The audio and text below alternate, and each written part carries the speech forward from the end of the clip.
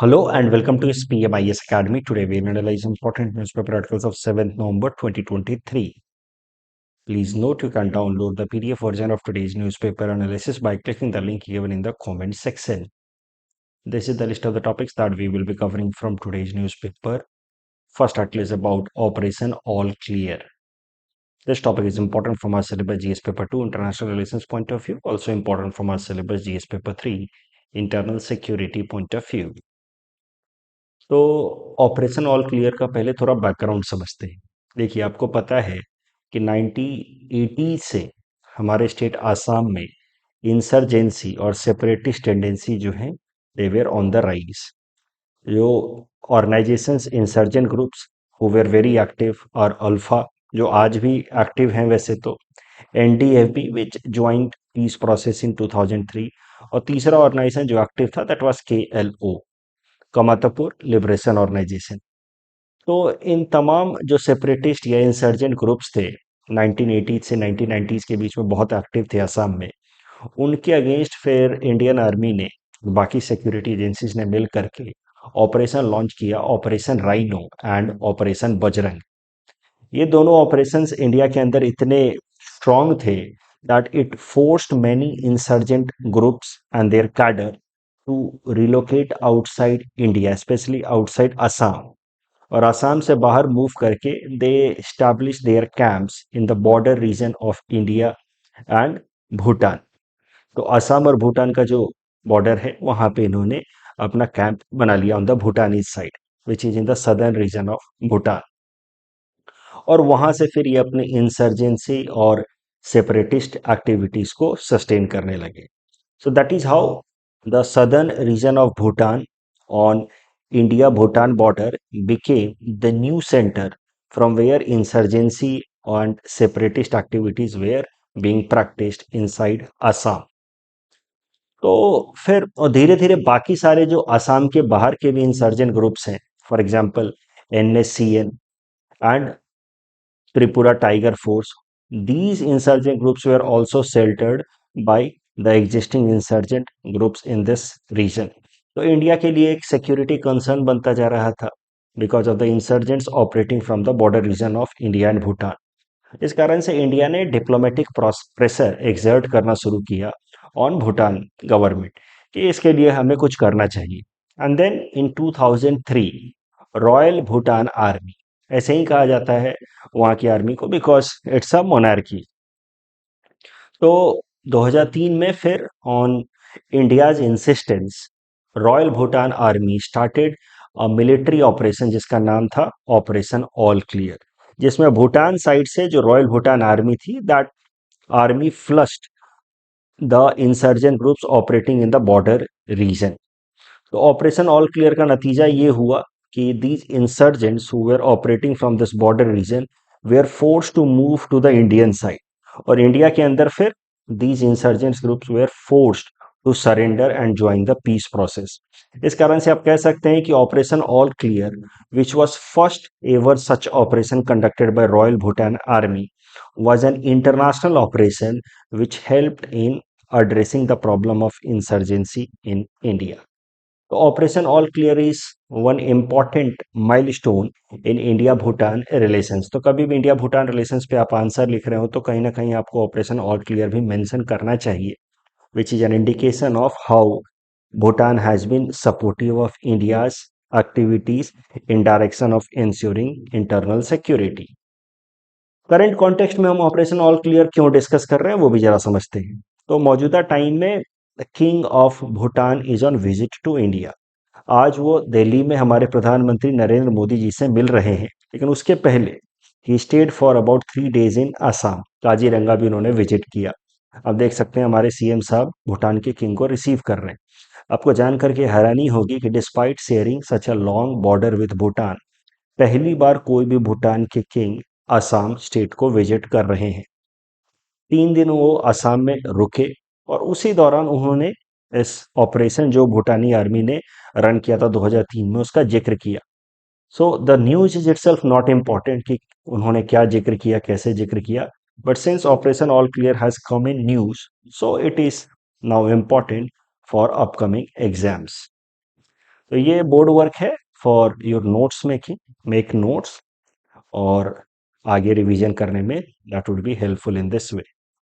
इस टॉपिक के बेसिस पे प्रीलिम्स प्रैक्टिस क्वेश्चन हमने आपको दे रखा है। Please attend this question and you can submit the answer in the comment section. The next article is about deep fake. हाल फिलहाल में हमने डीप फेक से रिलेटेड एक आर्टिकल कवर किया था 16 अक्टूबर को।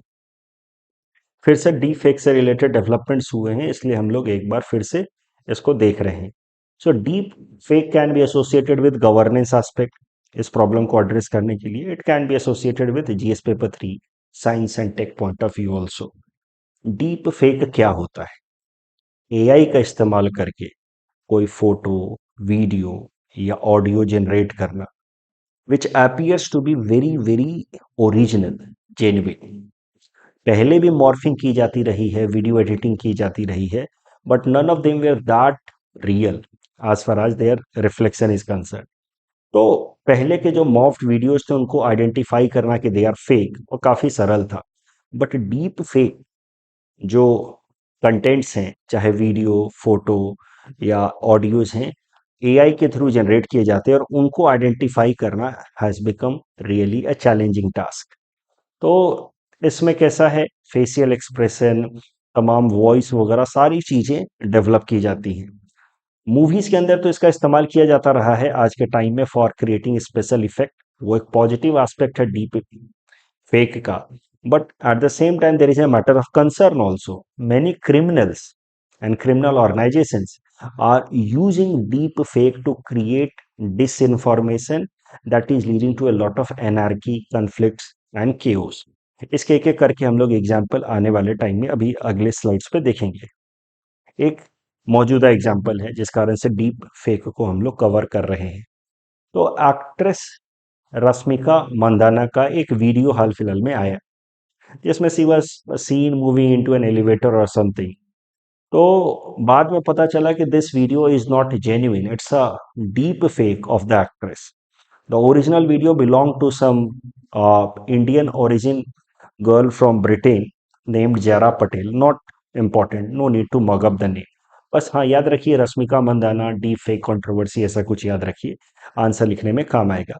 तो ओरिजिनल वीडियो किसी और का था, but then a deep fake was created by inserting the traits of the actress over the face of the girl who was originally in this video, and that led to creating of the disinformation। तो एक बार फिर से इस particular video के आने के बाद से जो इशू निकल करके आया था ब्लेचले पार्क डिक्लेरेशन में, that we need to identify the frontiers of AI. This is going to be an important term in coming exams. Frontiers of AI, artificial intelligence का क्या मैक्सिमम लिमिट होना चाहिए, उसके आगे इट कैन बिकम डेंजरस। तो it's very important to identify frontiers of AI. और ये जो डीप फेक वाला एस्पेक्ट है एआई का, it is perhaps breaching the frontiers of AI. It is creating a lot of challenge rather than giving solutions. So this is beyond the frontiers of AI, and deep fake need to be regulated and restricted in a very stringent manner। उसके लिए global level पे law बनाना चाहिए because of the emerging challenges. तो क्या क्या challenges निकल करके आ रहे हैं डीप फेक के कारण, जिस कारण से हम इनको कह रहे हैं कि they are beyond the frontiers of AI, permitted frontiers of AI. It is leading to spread of misinformation and propaganda. You see, एक मिस इन्फॉर्मेशन या प्रोपागेंडा आपको मैं बताता हूं। 2022 में, पिछले साल, जब रसिया और यूक्रेन की लड़ाई शुरू हुई थी, उस टाइम में एक वीडियो सामने आया था अलग अलग सोशल मीडिया प्लेटफॉर्म पे, जहां पे यूक्रेन के president Vladimir Zelensky was seen asking his soldiers to surrender in front of the Russian army. बाद में पता चला कि ये वीडियो फेक है, क्रिएटेड बाय डीप फेक। सोचिए कितनी बड़ी इसकी रेपरकशंस हो सकती थी कि the president himself was seen asking his soldiers to surrender. वैसे ही हाल फिलहाल में ये इमेज देखिए आप, ये मैड्रिड के अंदर कोई फुटबॉल मैच के दौरान ये इमेज जनरेट किया गया है। इसमें दिखाया जा रहा है कि कैसे फुटबॉल जो सपोर्टर्स हैं, they are holding a large flag of Palestine in order to show their solidarity with Palestinian people. But actually this image is deep fake. तो ये सब एग्जाम्पल्स हैं, आपको एग्जाम्पल इंपॉर्टेंट ध्यान रखने हैं। सिर्फ लिखना कि ये प्रॉब्लम है होगा, वो प्रॉब्लम होगा, मिस इन्फॉर्मेशन होगा, ऐसा होगा वैसा होगा, इज नॉट इनफ। आप आर्ग्यूमेंट दीजिए, एग्जाम्पल दीजिए, तभी जाकर के मार्क्स मिलेंगे। उसको अननेसेसरीली इलेबोरेट करने से फायदा नहीं है। जैसे आप देखिए, आर्ग्यूमेंट आपने लिखा spread misinformation and propaganda, that is enough. No point in unnecessarily elaborating it. अब ये आर्ग्यूमेंट आपने दिया, एग्जाम्पल दीजिए। Invasion of privacy is another concern associated with deep fake. This is an argument, and this invasion of privacy is mainly a matter of concern for women. तो ये हुआ argument, उसका example दे दीजिए। Example, recent deep fake video of actress Rashmika Mandanna, that is it. इससे ज्यादा नहीं, क्योंकि बहुत ज्यादा आप एग्जाम्पल को इलाबोरेट करना अफोर्ड नहीं कर सकते, लिमिटेड वर्ड स्पेस होता है। फाइनेंशियल फ्रॉड, तो यूके की एक एनर्जी कंपनी है, उसके साथ 2,20,000 यूरोस का फ्रॉड हो गया, क्योंकि उसके सीईओ ने किसी से चैट की, जो चैट में जो वीडियोस वगैरह थे, उससे उनको लगा कि वो किसी क्लाइंट से बात कर रहे हैं, but actually a deep fake videos was used to cheat the CEO. तो UK energy company cheated with 2,20,000 euros. Deep fake is leading to the problem known as liars dividend. अभी लायर्स डिविडेंड क्या है मामला, वो जरा समझिए।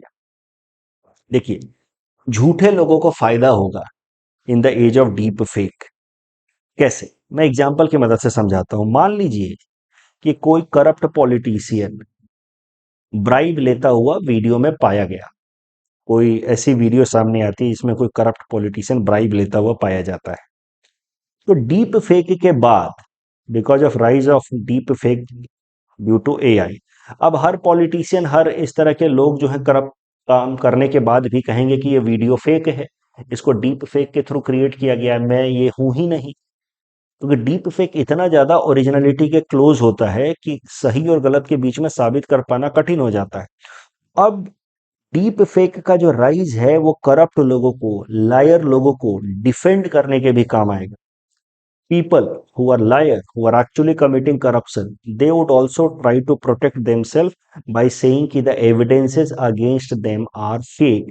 But since they are deep fake created as a result of AI, it is difficult or impossible to segregate between fake and real. Post-truth society is again a problem. चूंकि newspaper analysis में मैंने 16 अक्टूबर को already discuss किया था the issues of deep fake.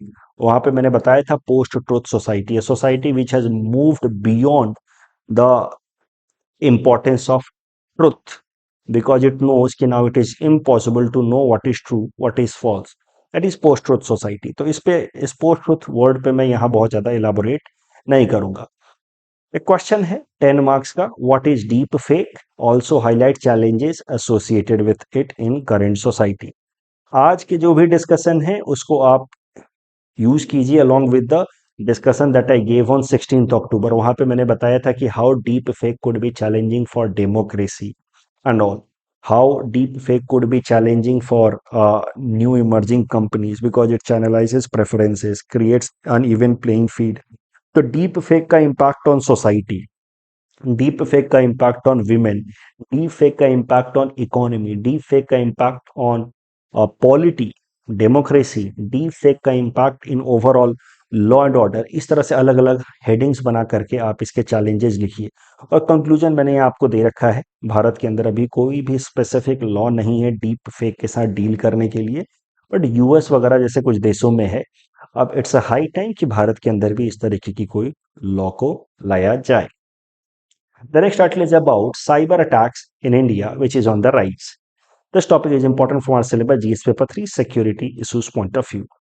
अलग अलग तरह के साइबर अटैक के बारे में पहले जरा समझते हैं। देखिए, malware is a kind of cyber attack, जहां पे कोई मलिशियस सॉफ्टवेयर डाल दिया जाता है किसी critical infrastructure, software infrastructure system में, जिसके कारण वो पूरा का पूरा क्रिटिकल सॉफ्टवेयर इंफ्रास्ट्रक्चर कोलैप्स कर जाए।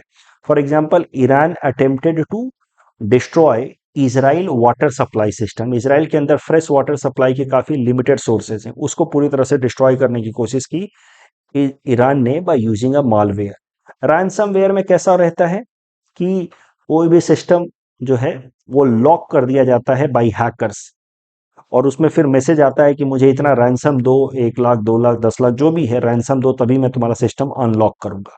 वो होता है रैंसमवेयर। स्पाईवेयर में कैसा होता है कि आपके सिस्टम से डेटा निकाल करके हैकर्स को भेजा जाता है, बट आपको पता भी नहीं चलता है। There is a spy inside your system, maybe mobile phone और laptop, you are not even aware about it. तो Pegasus is an example of spyware. Israel की कंपनी है पेगासस। ये भारत के अंदर काफी ज्यादा न्यूज में रही थी लास्ट ईयर, क्योंकि इंडिया के कई सारे ऐसे leaders, top most bureaucrats and other influential personalities, उन्होंने कंप्लेन किया कि उनका मोबाइल फोन से डेटा चुराया जा रहा है, इंफॉर्मेशन लीक हो रहा है by use of this spyware Pegasus. Virus क्या करता है कि हमारे सिस्टम के अंदर आकर के हमारे सिस्टम के अलग अलग इंपॉर्टेंट डॉक्यूमेंट्स का कॉपी बना करके हैकर्स को भेजता रहता है। ट्रोजन्स जो होते हैं, दे अपीयर, ये सब साइबर अटैक के अलग अलग तरीके हैं। जैसे हमारे सिस्टम में आता है ना updated, this version has come now updated, आप जैसे ही अपडेट पे क्लिक करेंगे आपका पूरा का पूरा सिस्टम हैक हो जाएगा। That is Trojan. It looks like a legitimate software, but once executed it takes control of our computer. Phishing ये भी एक तरीके का साइबर अटैक है, जिसमें हमारा mobile number, OTP, bank account से रिलेटेड आधार के डिटेल्स, ये सब चुरा लिए जाए। अगर किसी ने एक ने दूसरे तरीके से आधार डिटेल्स, हमारे बैंक अकाउंट के डिटेल्स, ये सब अगर चुराए जाए तो वो है फिशिंग। और वॉइस की मदद से फिशिंग की जाए तो that is known as vishing. Voice की मदद से फिशिंग कैसे होती है, तो कोई कॉल करके आपको बोले कि ऐसा ऐसा हो गया है सर, आप, मैं इस बैंक से बोल रहा हूँ, इस आप अपना अकाउंट नंबर बताइए, ओटीपी बताइए। तो वॉइस ओवर करके, कॉल करके अगर कोई हमें बेवकूफ बना करके डेटा निकलवाए तो that is known as vishing. And cyber bullying is of course online threat देना। तो अलग अलग प्लेटफॉर्म पे थ्रेट देना is known as cyber bullying, which is also an example of cyber attack. अभी करंट न्यूज जो है वो काफी छोटा सा है, याद रखिएगा डेटा आंसर राइटिंग में अपने आर्ग्यूमेंट्स को सब्सटेंशिएट करने में हेल्पफुल रहेगा। एक साइबर सिक्योरिटी रिलेटेड फर्म है साइफर्मा, उसने कहा है कि साल 2022 में भारत के ऊपर सबसे ज्यादा साइबर अटैक्स हुए हैं। पूरे दुनिया भर में जितने साइबर अटैक्स हुए हैं उसमें से 13.7% साइबर अटैक्स हुए हैं ऑन इंडिया। दूसरे नंबर पे है यूएस। उसमें भी ज्यादातर जो साइबर अटैक्स हुए हैं वो हुए हैं हेल्थ केयर रिलेटेड इंस्टीट्यूशंस के ऊपर। उसमें भी जो गवर्नमेंट हेल्थ केयर इंस्टीट्यूशंस हैं उसके ऊपर साइबर अटैक्स के केसेस सबसे ज्यादा हैं। तो these data would be helpful, you have to mug it up. ये सब चीजें जो है ये प्रीलिम्स पर्सपेक्टिव से इंपॉर्टेंट है, और ये डेटा जो है वो मेंस पर्सपेक्टिव से इंपॉर्टेंट है। मेन से पहले फिर रिवाइज करवा दूंगा मैं।